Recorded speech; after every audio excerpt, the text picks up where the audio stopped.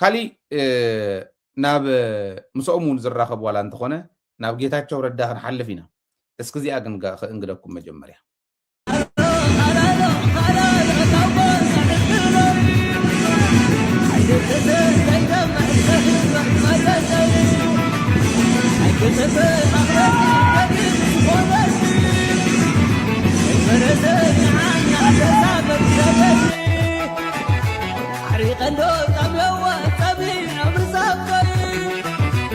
سدني تجاب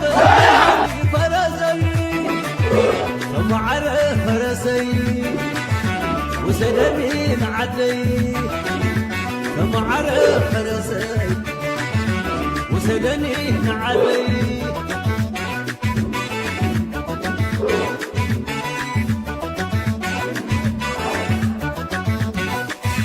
قمت بالمكاني على بيتي تسبلني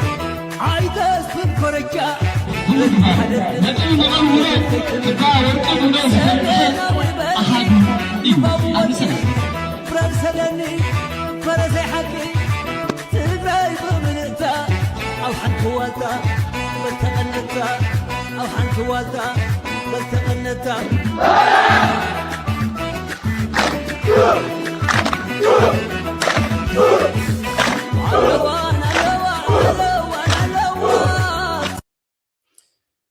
زيو زرعقمو قاليهم ناوديهم كزمتو ناوبوهم كزمتو ناو عدم كزمتو برتل علم مسبل سجنا حبيرهم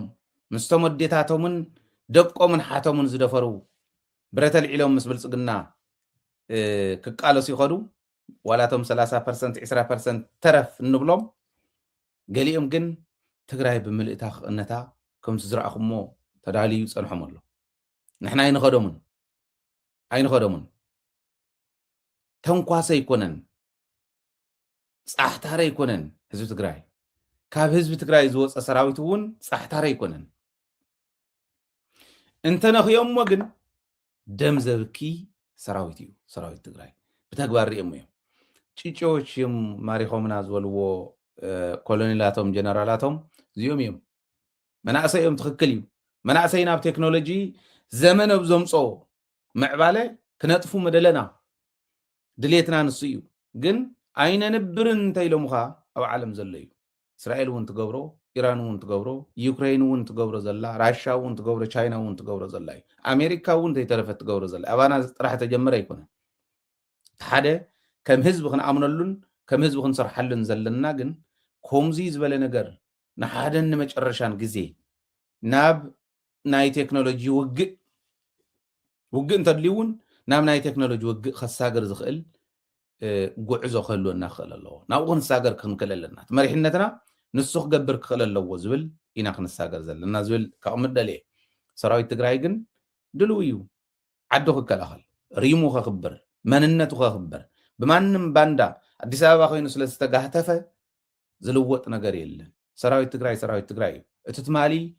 ኣብ ስሬኻ ዘሸነካ ጭሩኡ ደጉሉ ከንፈራሕ ከልቢ በሪሩ ንቆቦን ንኻሊእን ዝጠፋኣሉ ተኻሊእውን ናብ ዝመፀሉ ዝጠፋኣሉ ነዚ ዝገበረ ጅግና ሰራዊት ትግራይ ክትብድህ ኢኻ ክመፅእ ዝብል ዘሎ እንታይ ክኸውን ከም ዝኽእል ዝፈልጦ እዩ ሕዚ ናይ ሓቂ ጀነራላት ትግራይ ኣዲስ ኣበባ ዝኸዱ ከዳዓት ስለ ዘለው ካፍቶም ውሽጢ 70-80 ዝበልክዎም ወፃእ ማለት እቶም 20-30% ዝኸድዑ ጨርሾም ዝኸድዑ ኣለው ብገንዘብ ተኮሪፉ ገንዘብ እንዲያሰዲ ወሲዳተን በዓል ወለጋ ቢልዮነራት እዮም ባይዘ ክንደይ ቢልዮን ተታሒዝዎም ከም ዘሎ ንፈልጦ ኢና ኢድና ኣሎ ትርጉም ዘለዎ ለውጢ ከምፁ ዝኽእሉ እውን ይነበርን ኮሎኔል ወለጋ ኮሎኔል ወደባተ ካሊእ እቶም ድሓን ዝበሃል ክብሪ ዝነበሮም ኣብቲ ሰራዊት ግን ተታሊሎም ናብኡ ዝኸዱ ክገብርዎ እዮም ዝብል እምነት የብለይን ካብቶም 70-80% ዝብሎም ውሽጢ እዮም ኢለ እየ ዝኣምን ከም ካልኦት ግን ወደን ጥሩ ዘምፀ ለውጢ የብሉን ተወሳኹ እንታይ ሞ ክገብር ወደን ጥሩ እንታይ ክገብር ናይ በሰሮ ግምል ዝመስል ሰብኣይ ጎተት ኢሉስ እንታይ ክገብር ተኣምር የብሉን እኳ ዳኣስ ከኣስርዎ እዮም ኣብ ቀረባ እንታይ በለ ሃይለ ክትብል እዮም ከኣስርዎም እዮም ኣፍቶም 70-80% ዘለው ከመይ ገሮም ንዓዶም ከም ዝመፁ ተጋሩ ኢና ተጋሩ እዮም ሰሙን ከመይ ገሮም ካልኩሌሽን ይሰርሕዎ ፈልጥዎ እዮም ተልእኾኦም እንታይ እዩ ፈልጥዎ እዮም ኣፍቶም ዝተረፉ 20-30% ቶም ናይ በሰሮ ግምል ዝብሎም ዘለኹ ከም በዓል ወደን ጥሩ ግን ዘምፅዎ ለውጢ የብሎም ሓደ ተራ ተጋዳላይ ይኣኽሎም እዩ ነዚኦም እዚ ይኣኽሎም እዩ ከኣስርዎም ከም ምዃኖም ግን ንጌታቸው ረዳ እኳ ስጠርጢሮም ጌታቸው ረዳ አነጋግሩ ይብሉ ተመልከት ባንዳ እንተኾንካ ክንደይ ከም ተሓስር በዚኦም ተሓስር ባንዳ እንተኾንካስ በበዓል ኤርሚያስ ለገሰ ተሓስር ተመልከት ጌታቸው ረዳ አድርሱልኝ የምታገኙት ሰዎች አሜሪካም ካለ የሚያዳምጥ ከሆነ ለወዳጆቹም አድርሱልኝና ጌታቸው አዳዲስ ነገሮች ይነግረናል ሁልጊዜም አስገራሚ አዳዲስ ነገሮች ይነግረናል ግን አሁን እያየ ያለው ነገር የሚነግረን አዳዲስ ነገሮች ከሆነ ኢንሲደንት ጋር እየተሳሰሩ ነው ማያቸው የሆነ ክስተት ሲፈጠር ከክስተቱ ጋር እያያዝና መጥቶ ይነግረናልና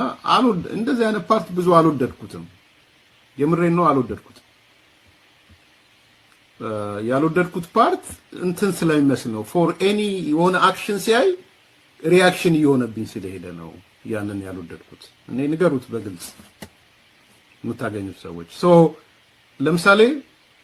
ደብረጽዮን ሲናገር ይመጣና ሪአክት ያደርጋል ሪአክት ሲያደርግ እዛ ውስጥ አዲስ ነገር ኢንጀክት ያደርጋል ፈትለወርቅ ስትናገር ይመጣና ፎር ለሱ አክሽን ሪአክት ያደርጋል ሪአክት ሲያደርግ አዲስ ነገር ጨምሮ ይነግረናል ይሄ ብዙ የኮሙኒኬሽን ላይ ኮምፎርታብል አይደለም ቢኮዝ ዝም ካሉ ዝም ይላል ማለት ነው ጌታቸው ዳስ የገባኝ እሱ ነው ምክንያቱም አይ ዶንት ኖ መናገር የማይፈልጋቸው ነገሮች እንዳሉ ፊል እያረኩ ስለሆነ ያም ሆነ ግን አቶ ጌታቸው ረዳ ቢችል እንደው ለአንድ ወር የሆነ ቦታ ራሱን ከቶ እኔ እሱም በሆን ከመንግስት ጋርም ተነጋግሮ ለአንድ ወር ቁጭ ብሎ መጽሐፍ ቢጽፍ ጥሩ ምከሩልኝ አንድ ወር ይበቃዋል የእንትኑን አጠቃላይ አንግሉን አጠቃላይ ስዕሉን ሁሉ ነገር እንድንይዝ ነው የሚያደርገን እንደዛ ሲሆን ተመልከት ለምንድነው በመጽሐፍ መልኩ መምጣት ያልፈለገው የሚለውን አልገባኝም ከምሬን ነው ማለት ንምንታይ መስለኩም አይተጋሩ በመጽሐፍ እንታይዎም ዘለዓለማው ምስክርነት እዩ ጌታቸው ግልብጥ ስለዝብል ንጌታቸው ሕዝ ጠርጢሮም ኣሎ ድራማውን ሰርሑል ደሎ ቦሌ ናይ ታክሲ ፀዋዒ ፀንሕሞ ዝኾነ ሰብ ይመፅእ ቀይረናል ካዛንቺስ ከምኡ ክብል እዩ ማለት እዚ ክብል ከሎ ዋንታ ታክሲ ዲኻስ ጌታቸው ረዳ እንዳበሉ ብቀልዲ ጀሚሮም ኣሎ ኣይኣመኑዎን ጌታቸው ፅዋሕን ጎውን ክግልበጥ ኢሎም ኣሎ ፅዋሕን ጎ ከይግልበጥ ጌታቸው ብመፅሓፍ እንተውፅዎን ትሑዛት እየን ኣቶ ከምዚ ኢለ ነበርኩ እኮ ከምዚ ኢለ ኢሉ ወይ ይበል ብዘየግድስ ቦታ ሓደ መንገዲ ኣቕጣጫ ቀይሩ ከም ዝኽእል ጌታቸው ረዳ ፈሊጦም ኣለዉ እንታይ ደልዮም ኣለዉ ሕዚ ከም ገብሩ ኣስራት ዘለዓለማዊ ዝኾነ ናይ ሓሶት ምስክርነት ከም ኣረጋዊ በርሀ ዘለዓለማዊ ዝኾነ ናይ ሓሶት ምስክርነት ታሪክ ትግራይ ኣበላሽዮም ከምኡ ጌርካ ክትህቦም እዮም ዝደልዩ ከይትበላሸው بسمعت مصحفه يصحفن حزبي كغير زغل زل عالماوي ليغاسي خانسا نايمر قبر خيدان مصحفتي نايمر قبر خيدان سبيتش ازياتهم كلهم بسبيتش درجه بمدره درجه زغورو يكون بمصحف درجه زقمطو تግራይ መሰረት ዝገበረይ ይትረፍደን እንዳሃለው ሓሊፎም እውን ትግራዋ እዮም እንሷ እዚኦም ቀጥቂጥካ ጥሒንካ እውን ካልእ ነገር ክተውፃሎም ዘይትኽእል ወላዲ እዮም ነይሮም تريقوم دلهم بأكل زرخونا أيام زجبتنا أيام سعدلنيا تاتينا نزيهم زي رخوكم يهم كتبوهيو مالتي كم زول ليغاس إيت ليغاس مالت نجيتاچون تايدل يمولو أي آمنوا ونوردي حدا ملؤ بملؤ زي نغرنا سويلو زرغف بزي نغرنا دبرصين توص انتلو ወይ ሳምባዲ ክዛረብ ከሎ ኦር ዝኮና ሚዲያታት ክዛረባ ከሎ እንዳወጽኻ ምዝራብ እንተ ኮይኑ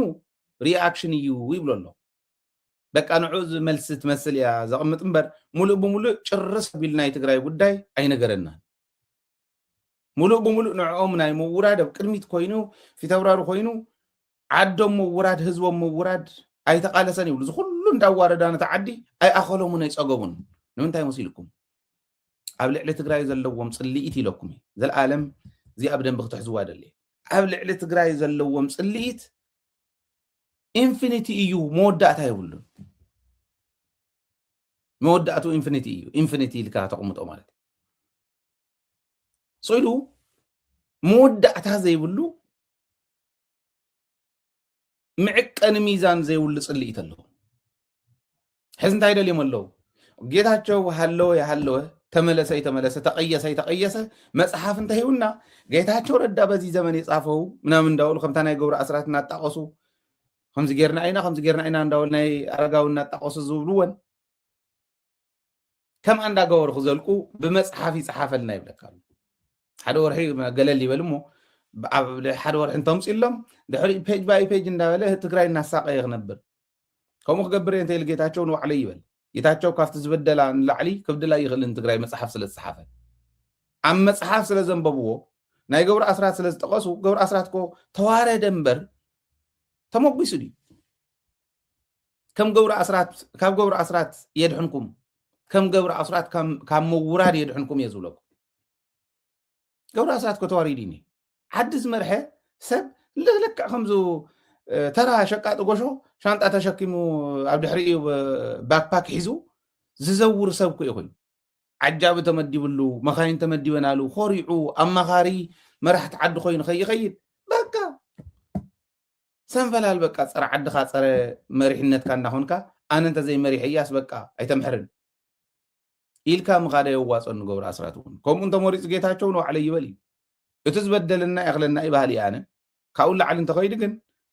ኣብ ትግራይ ዘምጽዎ ለውጥ የብሎም ገብሩ አስራት ዘሊሉ እንታይ የምጽ ካብ ገብሩ አስራት ንላዕሊ ኣይኮነም ጌታቸው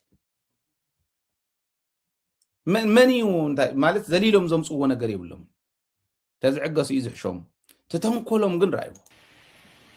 በቃ ፍርጥርጥ ማድረግ ነው ኧረ ከመነሻው እስከ ግለ ታሪክ እንደማይጽፍ ነግሮናል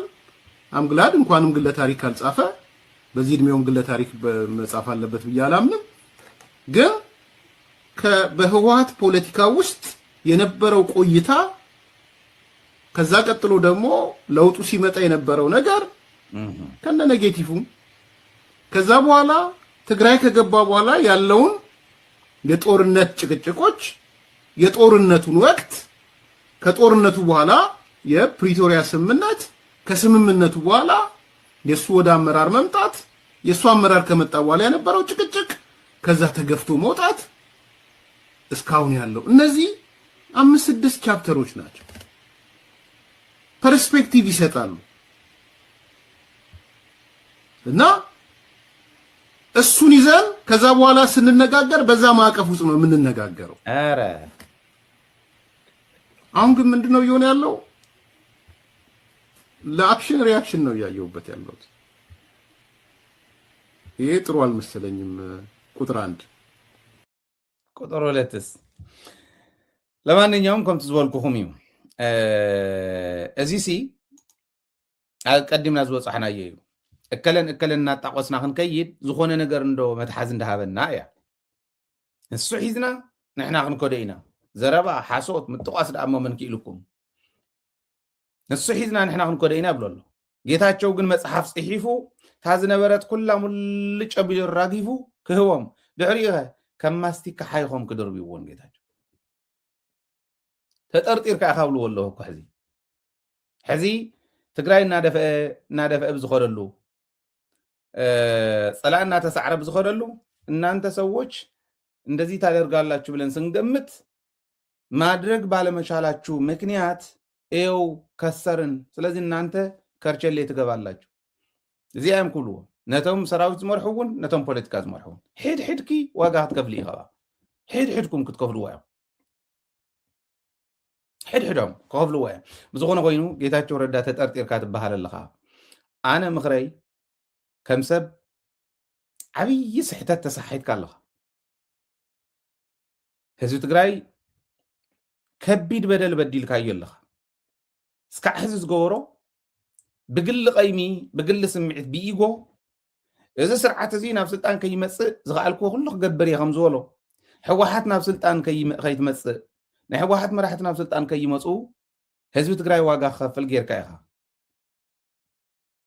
እቲ ሕዚ ዝብልዎ ዝኒአው ስሕተት ተሳሓይትካ እንደገና ግን ዘለኣለምካ ንደቅኻ ደቅደቅኻ ዝተርፍ ናይ ባንዳነት ሽም ካብ ክትገብር ርግዕ ኢልካ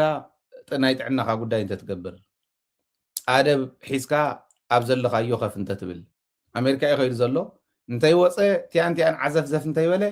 ተኣንዲው ኸፍ እንተዝብል ንዕኡ እውን ንተዓዲ እውን ንደቁ እውን ግርም ይኸውን ባህል እየ ምኽረይ እዚ ተዘይኮይኑ ግን እንታይ ከም ዝኸውን ሓቢርና ክንርኢ ኢና